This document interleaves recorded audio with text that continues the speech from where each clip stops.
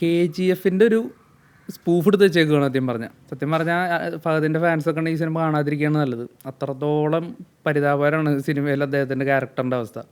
നെഗറ്റീവായിട്ടുള്ളൊരു പറയാനുണ്ടാകുന്നൊരു ഘടകം രശ്മികയായിരിക്കും, ഫസ്റ്റ് പാർട്ടിലെ പോലെ തന്നെ. ഭയങ്കര ബോറാണ്. തിയേറ്ററിലൊക്കെ ഒരുപാട് കോമഡിക്കുള്ള വകുപ്പുണ്ട് ഫഹദിൻ്റെ ഡയലോഗും കാര്യങ്ങളും, ഫഹദിന് കൊടുത്ത സീനുകളായിക്കോട്ടെ ഒക്കെ. അപ്പോൾ hi guys, welcome to roto talks. അപ്പോൾ ഇന്ന് പുഷ്പ 2 റിലീസായേക്കാണ്. അപ്പോൾ ഇന്ത്യൻ സിനിമയിലെ ഏറ്റവും വെയിറ്റ് ചെയ്തിരിക്കുന്നൊരു സീക്വൽ, ഏറ്റവും വെയിറ്റ് ചെയ്തിരിക്കുന്നൊരു സിനിമ ഇന്ന് റിലീസായേക്കുക. അപ്പോൾ എല്ലാവരും രാവിലെ മുതൽ റിവ്യൂസ് അങ്ങനെ വരികയാണ്. ഇന്നലെ പ്രീമിയർ ഉണ്ടായിരുന്നു, അതിൻ്റെ റിവ്യൂസ് വരികയാണ്. അപ്പോൾ ഏകദേശം നമുക്കൊരു അഭിപ്രായം കിട്ടിക്കഴിഞ്ഞായിരുന്നു കാണുന്നതിന് മുന്നേ തന്നെ. അപ്പോൾ പുഷ്പ 2 2021 റിലീസായ പുഷ്പ 1ൻ്റെ സീക്വൽ. അപ്പോൾ written and directed by Sukumar. അപ്പോൾ ഫസ്റ്റും സെക്കൻഡും പുള്ളി തന്നെയാണ് ഡയറക്റ്റ് ചെയ്തേക്കുന്നത്. സംഭാഷണങ്ങളും തിരക്കഥയൊക്കെ പുള്ളി തന്നെയാണ്. അപ്പോൾ ഈ സിനിമയിലോട്ട് വരുമ്പോൾ നമ്മൾ മുമ്പ് ഇതിൻ്റെ ഒരു വീഡിയോ ചെയ്തപ്പോൾ പറഞ്ഞായിരുന്നു, KGF 2ൻ്റെ വിജയം കണ്ടിട്ട് പല സീനും പല സ്റ്റോറിയിലൊക്കെ ഒരുപാട് മാറ്റം വരുത്തിയിട്ടാണ് സുകുമാർ ഈ സിനിമ ചെയ്തേക്കുന്നത്. അതായത് ഒരുപാട് ഡിലേയും കാര്യങ്ങളൊക്കെ ഇതിൻ്റെ ഷൂട്ടിങ്ങിൽ വരികയും ചെയ്തു. എസ്പെഷ്യലി നോർത്ത് ഓഡിയൻസിനെ ടാർഗറ്റ് ചെയ്യുന്ന കുറേ സീനുകളും കാര്യങ്ങളൊക്കെ ആഡ് ചെയ്തിട്ടുണ്ടെന്നൊക്കെ പല പേജസ് റിപ്പോർട്ട് ചെയ്യുന്നുണ്ടായിരുന്നു. അപ്പോൾ ഈ സിനിമ കണ്ടപ്പോഴും നമുക്ക് തോന്നിയതൊരു KGF-ൻ്റെ ഒരു സ്പൂഫ് എടുത്ത് വെച്ചേക്കുകയാണ് KGF 2ൻ്റെ. അതായത് KGF 2-ൽ എന്താണ് നമ്മൾ കാണുന്നത്, അപ്പോൾ അതിൻ്റെ ഒരു സ്പൂഫ് പോലത്തെ ഒരു വേർഷൻ എടുത്ത് വെച്ചേക്കാണ്. പ്രത്യേകിച്ച് യാതൊരുവിധ കഥയോ കാര്യങ്ങളോ പറയാനില്ലാതെ ഒരു ചെറിയൊരു പ്ലോട്ടിനെ അല്ലെങ്കിൽ ചെറിയൊരു ത്രെഡിനെ വലിച്ച് നീട്ടി ഒരു 3-3.5 മണിക്കൂർ, അതും ഇതിൻ്റെ സെക്കൻഡ് ഹാഫിലൊക്കെ നമുക്ക് ഭയങ്കരമായിട്ട് ആ ഡ്രാഗ് ഫീൽ ചെയ്യും. ക്ലൈമാക്സിനോട് ഇങ്ങനെ ക്ലൈമാക്സും തീർന്ന് കിട്ടിയാൽ മതി എന്നൊക്കെ ആവും. അപ്പോൾ അത്രത്തോളം ഒരു രീതിക്കാണ് ഈ പടത്തിൻ്റെ കഥയും കാര്യങ്ങളൊക്കെ. അത്രയും പുവർ റൈറ്റിംഗ് ആണ് സുകുമാറിൻ്റെ സിനിമകൾ. നമ്മളിപ്പോൾ ഞാൻ സുകുമാറിൻ്റെ ആര്യ തൊട്ടിട്ട് പുഷ്പ 1 വരെ എല്ലാ സിനിമകളും കണ്ട ഒരാളാണ്. അപ്പോൾ സുകുമാറിൻ്റെ റൈറ്റിങ്സ് എപ്പോഴും, അദ്ദേഹത്തിൻ്റെ കഥകളൊക്കെ എപ്പോഴും മികച്ച തിരക്കഥകൾ തന്നെയാണ് വരാറ്. പക്ഷേ ഏറ്റവും മോശം ഒരു തിരക്കഥ അല്ലെങ്കിൽ കഥ, അല്ലെങ്കിൽ അയാളുടെ കരിയറിൽ ഏറ്റവും മോശം ഒരു സിനിമ കൂടിയായിട്ട് മാറുകയാണ് പുഷ്പ 2. പുഷ്പ 2-ലോട്ട് വരുമ്പോൾ ഇപ്പോൾ ആദ്യ ഭാഗത്തിൽ ഇപ്പോൾ അതിൻ്റെ ക്രൂവും കാര്യങ്ങളൊക്കെ എടുത്ത് നോക്കിക്കഴിഞ്ഞാൽ ആദ്യ ഭാഗത്ത് നിന്ന് വ്യത്യസ്തമായിട്ടൊന്നുമില്ല. അതിൻ്റെ ക്യാമറാമാൻ ആയാലും എഡിറ്റർ ആയാലും അതിൻ്റെ മ്യൂസിക് ഡയറക്ടറായാലും ഒക്കെ ഫസ്റ്റ് പാർട്ടിലുള്ള ആൾക്കാർ തന്നെയാണ്. ബാക്ക്ഗ്രൗണ്ട് മ്യൂസിക് മാത്രം ചില പോർഷൻസ് സാംസിയസ് ചെയ്തിട്ടുണ്ട്. ആക്ടേഴ്സിലും കാര്യമായിട്ട് ചേഞ്ച് ഒന്നുമില്ല. ഫസ്റ്റ് പാർട്ടിലുള്ള അതേ ആക്ടേഴ്സും അതേ ക്യാരക്ടേഴ്സും തന്നെയാണ് സെക്കൻഡ് പാർട്ടിലോട്ട് വരുന്നത്. ഫസ്റ്റ് പാർട്ട് എവിടെ നിർത്തിയോ അതിൻ്റെ ഒരു തുടർച്ച. പിന്നെ ജഗപതി ബാബു മാത്രം ഒരു അഡീഷണൽ ക്യാരക്ടറായിട്ട് വരുന്നുണ്ട്. അപ്പോൾ അദ്ദേഹം ആയിരിക്കും ഇനിയിപ്പോൾ ഒരു മേജർ ക്യാരക്ടറായിട്ട് മാറാൻ പോകുന്നത് പുഷ്പയുടെ അടുത്ത പാർട്ടിൽ. അപ്പോൾ ക്യാരക്ടേഴ്സിൻ്റെ കാര്യം നമ്മൾ പറഞ്ഞപ്പോൾ പറയേണ്ട ഒരു കാര്യം, വണ്ണിൽ ഈ ക്യാരക്ടേഴ്സിൻ്റെ ഒക്കെ ഒരു സ്വഭാവം ഉണ്ടായിരുന്നു. വണ്ണിൽ ആ സിനിമയിലുള്ള പ്രധാന ക്യാരക്ടേഴ്സ് ഇപ്പോൾ ഫഹദിൻ്റെ ക്യാരക്ടറായാലും അല്ലു, അതുപോലെ രശ്മിക, പിന്നെ അതുപോലെ റാവു രമേഷ്, അങ്ങനെ ഈ ക്യാരക്ടേഴ്സ്. ഇപ്പോൾ സുനിലൊക്കെ സത്യം പറഞ്ഞാൽ ഫസ്റ്റ് പാർട്ടിൽ അത്രയും ഒരു ടെറർ വില്ലനായിട്ട് വന്നിട്ട് സെക്കൻഡ് പാർട്ടിലൊരു കോമാളി കളിക്കുന്ന ഒരു രീതിയിലൊക്കെയാണ് വന്നത്. അതുപോലെ അനസൂയ ആയാലും ഇവരുടെയൊക്കെ ഒരു ക്യാരക്ടറിൻ്റെ പവറൊക്കെ പോയിട്ട് ഇവർ ജസ്റ്റ് അവരുടെ ഒരു വന്ന് പോകുന്നൊരു രീതി, അവരാ ഒരു ക്യാരക്ടറിൻ്റെ ഒരു പവറോ കാര്യങ്ങളൊന്നുമില്ല. ഇതിലേറ്റവും വിഷമിപ്പിച്ചൊരു സംഭവം, ഇപ്പോൾ നമ്മൾ മലയാളി ഓഡിയൻസ് ആയതുകൊണ്ട് നമുക്ക് വിഷമം തോന്നിയൊരു സംഭവം എന്താണെന്ന് വെച്ചാൽ ഫഹദിൻ്റെ ക്യാരക്ടറാണ്. അതായത് നിലവിൽ ഇന്ത്യൻ സിനിമയിലെ ഏറ്റവും ബെസ്റ്റായിട്ടുള്ളൊരു യങ് ആക്ടർ, ഏറ്റവും മികച്ച ഒരു യങ് ആക്ടറുടെ ഏറ്റവും മോശം ഒരു ക്യാരക്ടർ റൈറ്റിംഗ് ആണ് ഈ സിനിമയിൽ. ബൽവന്ത് സിംഗ് ഷിക്കാവത്ത് എന്ന് പറഞ്ഞ ആ ഒരു ക്യാരക്ടർ ഫസ്റ്റ് പാർട്ടിൽ കുറച്ച് നേരം ഉള്ളു അദ്ദേഹം. അപ്പോൾ ആ ഒരു സമയം കൊണ്ട് ഉണ്ടാക്കിയെടുത്ത ഇമ്പാക്റ്റ് സെക്കൻഡ് പാർട്ടിൽ അത്രത്തോളം ഒരു മോശം റൈറ്റിങ്ങിലൂടെ, അതായത് സത്യം പറഞ്ഞാൽ ഫഹദിൻ്റെ ഫാൻസൊക്കെ ഉണ്ടെങ്കിൽ ഈ സിനിമ കാണാതിരിക്കുകയാണ് നല്ലത്. അത്രത്തോളം പരിതാപകരമാണ് സിനിമയിൽ അദ്ദേഹത്തിൻ്റെ ക്യാരക്ടറിൻ്റെ അവസ്ഥ. പിന്നെ ഇതിലോട്ട് വരുമ്പോൾ ഫസ്റ്റ് പാർട്ടിലുള്ള അതേ രീതിയിൽ തന്നെ ക്യാരക്ടർ പിടിച്ച് നിൽക്കുന്നത് രശ്മിക മാത്രമേ ഉള്ളൂ. ഫസ്റ്റ് പാർട്ടിൽ അത്രത്തോളം അധപതിച്ച ഒരു റൈറ്റിംഗ് ആയിരുന്നു, അധപതിച്ചൊരു ക്യാരക്ടർ ആർക്കായിരുന്നു ആ കഥാപാത്രത്തിനുണ്ടായിരുന്നു. അത്രത്തോളം തന്നെ ഒരു ശോകം ക്യാരക്ടർ ആർക്ക് തന്നെയാണ് ഈ സിനിമയിലുള്ളത് രശ്മികയുടെ. എനിക്ക് തോന്നുന്നു സിനിമ കണ്ട മിക്ക ആളുകളും ഏറ്റവും നെഗറ്റീവായിട്ടുള്ളൊരു പറയാനുണ്ടാകുന്നൊരു ഘടകം രശ്മികയായിരിക്കും, ഫസ്റ്റ് പാർട്ടിലെ പോലെ തന്നെ. പിന്നെ ഫഹദിൻ്റെ ക്യാരക്ടർ എന്ന് പറഞ്ഞാൽ ഫഹദ് ഇങ്ങനെ പെർഫോം ചെയ്യുന്നുണ്ട്, അദ്ദേഹം ഇങ്ങനെ പെർഫോം ചെയ്തുകൊണ്ടിരിക്കുകയാണ്. പക്ഷേ ആ സീനുകളായിക്കോട്ടെ, അല്ലെങ്കിൽ അദ്ദേഹത്തിൻ്റെ കൊടുത്ത ഡയലോഗുകളൊക്കെ ഭയങ്കര കോമഡിയാണ് കേട്ടോ മലയാളത്തിൽ കേൾക്കുമ്പോൾ. സീനുകളായിക്കോട്ടെ അതൊക്കെ ഭയങ്കര ബോറാണ്. തിയേറ്ററിലൊക്കെ ഒരുപാട് കോമഡിക്കുള്ള വകുപ്പുണ്ട് ഫഹദിൻ്റെ ഡയലോഗും കാര്യങ്ങളും, ഫഹദിന് കൊടുത്ത സീനുകളായിക്കോട്ടെ ഒക്കെ. അപ്പോൾ ഫസ്റ്റ് ഹാഫിലോട്ട് വരുമ്പോൾ എന്ന് പറഞ്ഞാൽ ഫസ്റ്റ് ഹാഫ് കമ്പാരിറ്റീവ്ലി ബെറ്ററാണ്.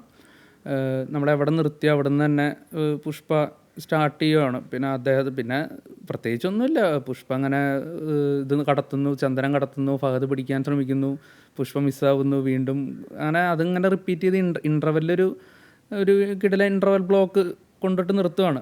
അത്ര വലിയൊരു ബോറടിയും കാര്യങ്ങളും നമുക്ക് ഫീൽ ചെയ്യില്ല.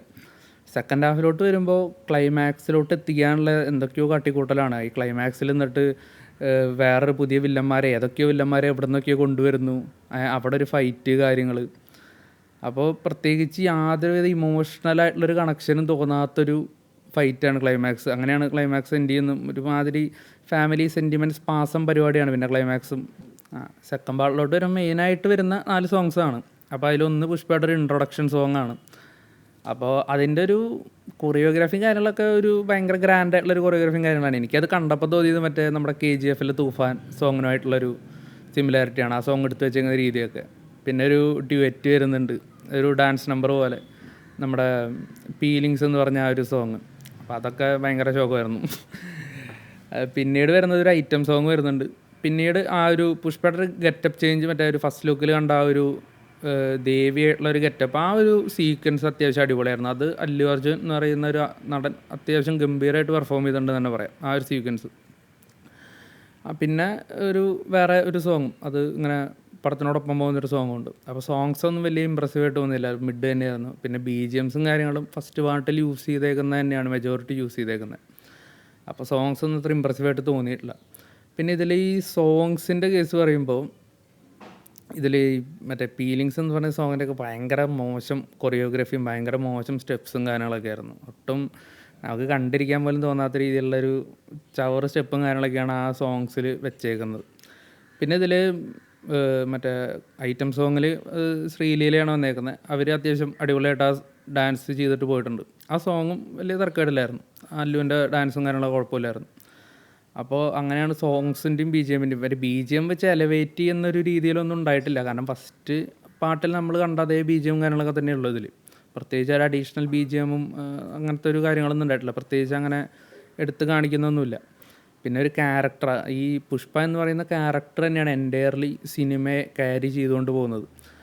പുഷ്പ എന്ന് പറയുന്ന ക്യാരക്ടറിന് കൊടുക്കുന്നൊരു ബിൽഡപ്പും അല്ലെങ്കിൽ ആ ഒരു കാര്യങ്ങളും തന്നെയാണ് എൻറ്റയർലി സിനിമയെ ക്യാരി ചെയ്തുകൊണ്ട് പോകുന്നത്. ഫസ്റ്റ് പാർട്ടിൽ സിൻഡിക്കേറ്റിൻ്റെ ഹെഡായിട്ട് പുഷ്പ മാറുന്നതും സെക്കൻഡ് ഹാഫിൽ അദ്ദേഹത്തിൻ്റെ പവർ എത്രത്തോളമാണ്, അതായത് ഒരു നാഷണൽ ലെവലിലേക്ക് പോപ്പുലർ ആവുന്ന ഒരു സ്റ്റേറ്റിനെ തന്നെ അദ്ദേഹം കൺട്രോളിൽ വയ്ക്കുന്ന ആ രീതിയിലേക്കൊക്കെ നമ്മൾ എന്താണ് എക്സ്പെക്റ്റ് ചെയ്തത് അത് തന്നെയാണ് സിനിമയിൽ കാണിക്കുന്നുള്ളൂ.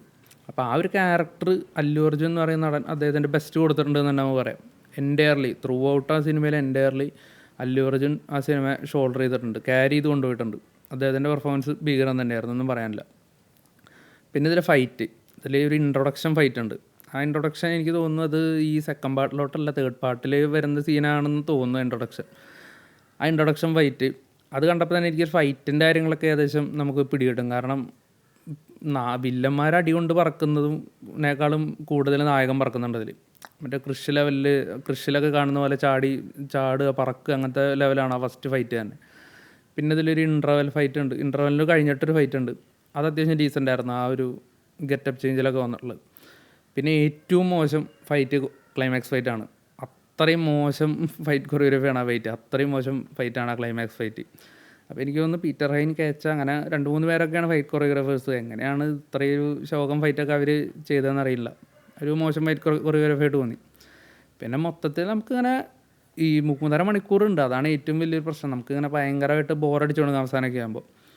അപ്പോൾ എനിക്ക് കുറച്ചുകൂടി അവിടെ ഇവിടെയൊക്കെ ട്രിം ചെയ്ത് കഴിഞ്ഞ് കഴിഞ്ഞാൽ കുറച്ചുകൂടി തിയേറ്റർ വാച്ചോ അല്ലെങ്കിൽ നമ്മൾ ചുമ്മാ കണ്ടിരിക്കാവുന്നൊരു എന്ന് പറഞ്ഞാൽ ആ ഒരു ഫീലിൽ കണ്ടിരിക്കാം.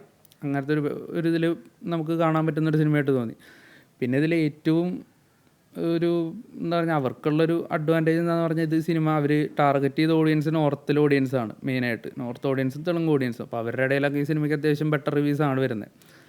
പിന്നെ ഇപ്പോൾ പൊതുവേ മലയാളികൾക്കാണ്, ഇപ്പോൾ ഞാൻ കണ്ട തിയേറ്ററിൽ പോലും ആർക്കും വലിയ കാര്യമായിട്ട് പടം അങ്ങനെ കണക്റ്റ് ആയിട്ടൊന്നുമില്ല.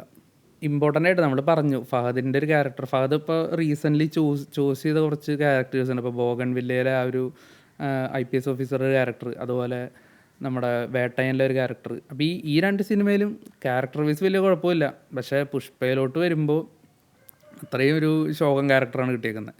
പുഷ്പ വണ്ണിലുള്ള ആ ക്യാരക്ടർ ഇത്തിരി പവർഫുള്ളായിരുന്നു, ഇമ്പാക്ട്ഫുള്ളായിരുന്നു. കുറച്ച് നേരം വന്നിട്ട് തന്നെ നല്ല ഇമ്പാക്റ്റ് ഉണ്ടാക്കിയിട്ടുണ്ട്. പക്ഷേ പുഷ്പ 2 ആ ക്യാരക്ടറിന് അത്രയും ഒരു മോശം ക്യാരക്ടർ റൈറ്റിംഗ് ആണ് കൊടുത്തേക്കുന്നത്.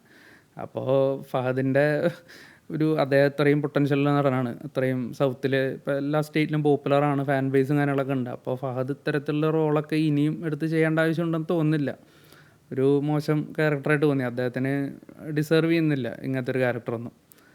അപ്പോൾ മൊത്തത്തിൽ ഒരു ബിലോ ആവറേജ് എക്സ്പീരിയൻസ് ആയിരുന്നു പുഷ്പ.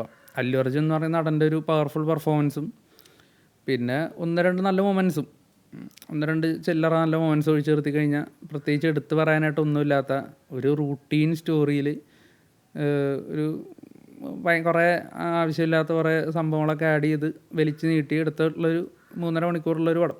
അപ്പോൾ താല്പര്യമുള്ളവർ പോയി കാണുക. അങ്ങനെ വാച്ചബിളായിട്ടൊന്നും റെക്കമെൻഡ് ചെയ്യാൻ പറ്റില്ല, ഒരു ബിലോ ആവറേജ് പടം.